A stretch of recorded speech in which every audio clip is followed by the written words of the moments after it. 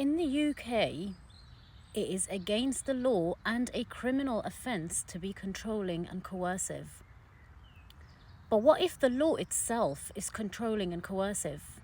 Then where is the law that protects you from that law? When you start to open your mind and really think, you'll see it for what it is, and you'll realise how we've been conditioned our whole lives to be controlled because we think that is normal. But now, because people are waking up and pulling their children, for example, out of school because they're starting to realise how schools are all about control, the laws are now changing. Why? Because they want to apply more control through the laws, when being controlling is against the law to begin with. But if the law is the one controlling you, then that is not controlling, is not coercive, is not against the law, which is so fucked, right? This is why it's so important that people start to speak up and stand up for themselves and become visible, because visibility is power and complaining is power. It's not carrying energy. That's what I used to think. But in actuality, complaining is power, because the more people that speak up and stand up and complain, the more the government are going to be like, okay, it's not just one or two people that are saying this, it's pretty much everyone. And they're going to be forced into changing these laws again. But on the other hand, if we all stay quiet, then we're allowing ourselves to be controlled, because this is exactly how they've succeeded for years and years and years now in controlling us humans, because we're silenced, right, by these laws and these regulations, and we think there's no way around it. We think that is it. Nothing can be changed, when everything can be changed.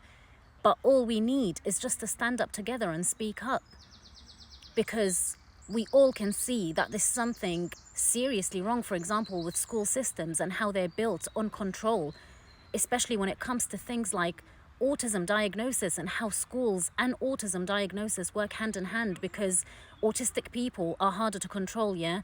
And the system, the government, does not like people who are hard to control. They like people who are easy to manipulate. And this is the reason why autistic people, autistic children, pose a threat, because they make the teachers' jobs a lot harder. But the systems have succeeded at making this a job for them. They've succeeded in making money off of people who are harder to control, aka autistic children, because they've turned it into a disability, and because it's been a personality, is being turned into a disability. It is now giving people jobs at that person's expense, just because they cannot control them, and just because that is that person's true human nature, is not being able to be controlled. They're basically not a sheep, and because they're not a sheep, they make teachers' jobs harder, so therefore they offer other people jobs, aka professionals, at their own expense.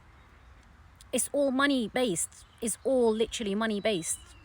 And it all fuels the system at your own expense. If you wake up, you'll see it for what it is.